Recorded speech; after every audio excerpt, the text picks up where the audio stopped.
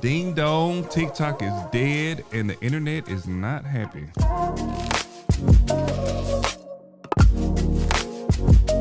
What is up, my beautiful friends? TJ here with another episode.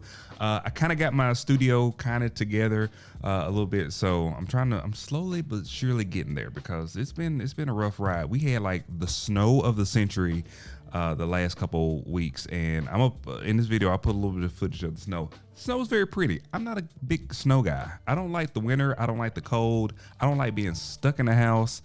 So for me, having a snow day is really like a hindrance to the progression of things that I want to do. Like the days that I was off for 4 days, and I couldn't do anything because I was stuck in the house because we had this illustrious snow everywhere. So I'm a little bit behind in that respect. I hope you guys are doing well. I haven't made a video in a little bit over a week, so I've been trying to focus more on making videos when it feels right versus just saying, okay, I need to go down and make a video.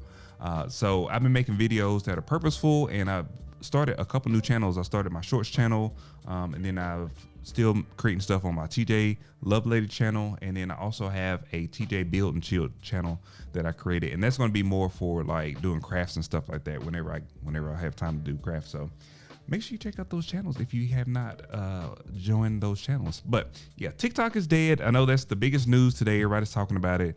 I'm not going to go too deep into it just because, you know, you've heard it. You've heard it. You've lived it. If you are a big TikTok person, or if you are a person that actually makes videos on TikTok, I know how devastating it can be, especially if you that's your main platform and that's the platform that you're making the most money on or you're getting the most engagement on. It can really be like a huge hit to a person's social media presence when a whole platform goes down. But that's why I always try to diversify like my content creation portfolio, you know. So I make stuff on Facebook, I make stuff on Instagram, of course YouTube. I was on TikTok, you know. So pretty much every one of the major platforms, I at least tried to have a footprint. And the reason I always try to tell people that they need to have at least a footprint on these different platforms is because if your absence or you being absent on that app give somebody else license to take your likeness and make your videos. And I've seen a lot of people, especially on Facebook. Facebook is the worst with it. So I've seen people that don't have a Facebook account, but they'll steal all of your content and post it on Facebook as you, and then be getting money. Like it was a lady, I think her name was like homeschool mama. That's not homeschool mama, homeschool picker or something like that. And she had like 16,000 followers on Facebook, and I thought it was her because she was posting all of her videos from YouTube on her channel. Come to find out, it wasn't even her. It was a person that was stealing all of her videos from Facebook, was posting them on Facebook, had gained this crazy following, started getting paid from Facebook, and she was using all of the videos from her main YouTube channel. So that's why I always just try to dip my toes just a little bit in these platforms, just so I have a presence there, and you know, people can't just go steal your content and then make money off of your likeness. So TikTok, you know, the ban is kind of crazy, especially because I feel like the government is being a little bit more, they're getting into our households a little bit more than what they have been. Now, they've always been in our households, i.e. Income tax, like paying all these taxes and stuff. But you know, it's kind of getting a little more personable where they're actually telling us what we can consume and what we can do. And I know that there's probably things that we as citizens don't know. Some of you probably know I work for the federal government, so I understand and know that there's times that things happen and stuff happen that we can't really talk about. Not necessarily that it's not public and that people can't do the research to find it, but it's just not something that you just go on and kind of talk through, just because, you know, it's a lot. It ends up being a lot of stuff, and you just can't talk about every little aspect of everything. So we don't know the full story, and we don't know everything that's going on. I'm sure there are some people that have done the research to figure out exactly why, you know, why the ban happened, why it happened so quickly, especially with other litigation that could have happened before now. You know, there's so many things that happen, like school shootings and all these different things, and then they choose to go after a social media platform, albeit it's for privacy. But also, if you remember, Facebook had a very huge privacy thing, and that's in our own country, right? And they was fine. There was like a class action lawsuit and all these different things, but the platform always remained. There was never a lapse in the platform. So it's kind of like, understand it's a foreign adversary, and we got to do what we got to do to make sure that we are maintaining the safety and integrity of our country. But it's just still kind of messed up. It's kind of messed up. So there's going to be other platforms coming out. TikTok will probably come back. It may not be the same. It may be a little bit different. It may be owned by the U.S. at some point. It's kind of all up in the air right now. But we as content creators, we just got to move on, right? This ain't the first platform that has went down. In fact, I was thinking about it earlier, and I'm like, man, what other platforms went down while I've been alive? And MySpace is the one that came to mind. I don't even remember like the end of MySpace. Like, do y'all remember when MySpace ended? Or is it still alive? Or is it still around right now? Is MySpace still? I don't even know if MySpace is still around. Anyway, let's talk about the snow. So we had like an incredible snow day. Well, actually snow weekend. Actually, in the front of my yard, I still have snow, and it's been like over a week since we had that cold snap. But we had like maybe 6 inches of snow. In fact, I'm just gonna show y'all. I'm gonna roll the footage.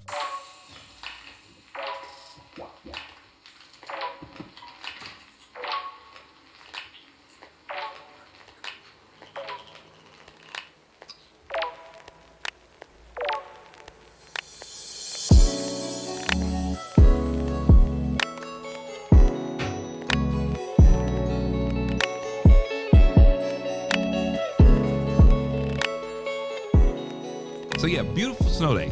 It looks great. It's beautiful. It's all fluffy. It's great. When I was a kid, I used to love the snow. Like, I've got video footage of me and April out playing in the snow. And I used to love when we had snow days and I could get up and not have to go to school. And I'm outside in my flip flops and my little coat and, having a good old time building snowmen and stuff. Not thinking about my parents that had to endure not being able to go to work, losing income, for not being able to go to work, and all the other things that come with it, not being able to go to the grocery store, having to figure out what we're going to eat and all those different things, all those stressors as a kid. Like, I didn't even realize. I didn't even think about when we had the blizzard back in 1993. We were stuck in that. I think we were stuck in that for like 2 weeks, and I cannot even think about how stressful that was for my parents, trying to feed 2 kids, and we didn't have lights, and we didn't have this, and we didn't have that. Me, it was fun to go outside and play in the snow, and at one point we couldn't even get out of the house because it literally barricaded us inside of the house. The snow, it was so high. But I just couldn't imagine having kids and having to deal with being stuck in the house, having to go to the grocery store. I had to go to the grocery store, and there was absolutely nothing inside of the grocery store. Down in the South, they always eat up all the bread and all the milk, like they're making milk and bread sandwiches. And there's never like a huge abundance of food. Not that there's not enough food, but just because people are nervous and scared, so they go and buy a whole bunch of it, and they kind of over consume, I guess you can call it. But yeah, it was a crazy time. It happened. Snow's gone.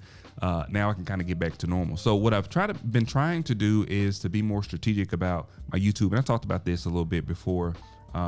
And my YouTube channel, they have this new tool that I'm using, and it is like a trends. I want to say it's called like trends on it.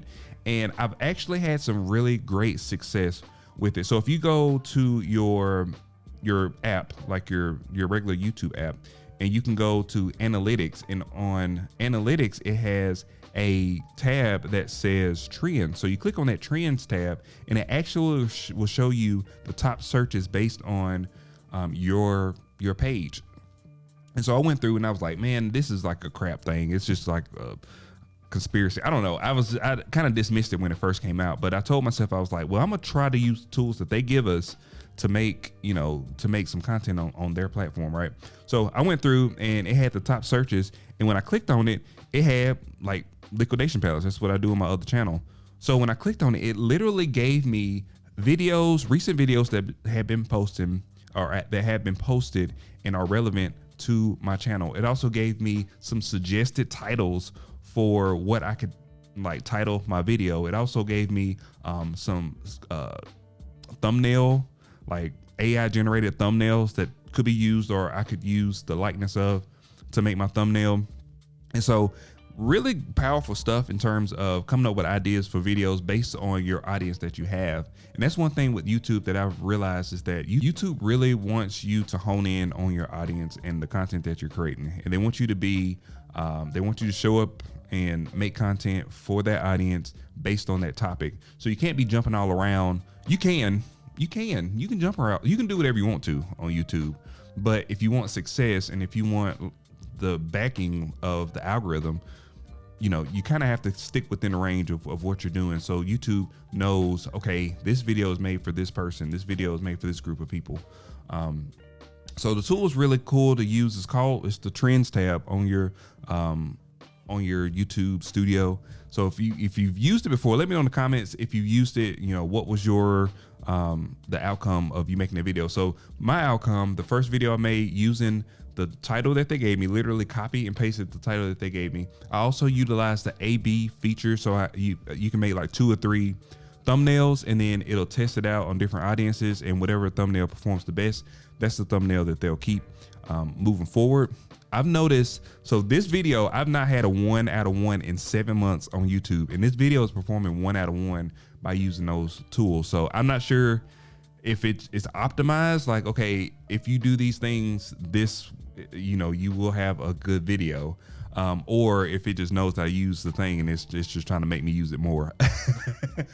You know, these platforms are a little sneaky sometimes. Also, I'm trying to get back into Facebook. You know, I got a love-hate relationship with Facebook, but I am reposting, starting to post back on Facebook, my main page. And then I actually made a TJ Tube 2, which my first TJ Tube page, which has 94,000 followers. I don't have access to that page anymore. It's still there, I just can't access it anymore. So I just made a TJ Tube 2, and I'm gonna start posting stuff to that page. So, you know, content, I'm trying to get back into, fall back in love with content. You know, this channel is just kind of my outlet, so I just kind of talk about a huge range of topics, apparently. But yeah, that was it. I just wanted to kind of catch up with everybody. Hopefully I'll be making some more vlogs in the next couple weeks about some different stuff. I got some projects that I'm going to be doing. I'm going to be building out some more with this studio down here.